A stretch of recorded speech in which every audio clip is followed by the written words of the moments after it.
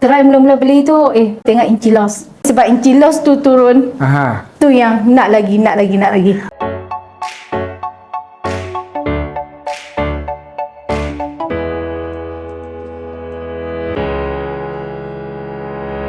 Kak Yana daripada siapa sebelum ni? 3SL, Sekarang ni? M size. M size.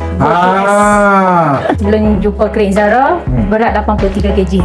Sekarang kalau 68-67 macam tu lah. 14 kilo Kak Yana turun. Masya Allah, Alhamdulillah. Bangun pagi, lepas yang dah mandi, yang dah sapu dulu lengan, perut, paha. Yang belen-belen tu baru yang sapu kat muka. So satu hari penggunaan berapa kali tu? Kadang-kadang 5 kali. Macam dekat lengan tu, yang nak sapu dari bawah ni. Dia sapu bawah ni, atas semua ni. Perut ni yang nak sapu ke bawah.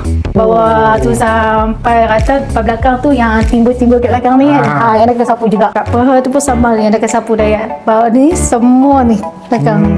Terus mula-mula pakai tu memang dia akan berpeluh lah. Mula-mula yang try pakai kerana. Tapi lama-lama dah sebati dengan badan.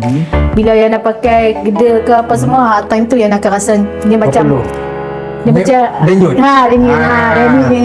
Rasa dia buat kerja lah. Dia buat kerja. Macam Diana dulu Diana pun tak percaya benda ni boleh bantu Diana.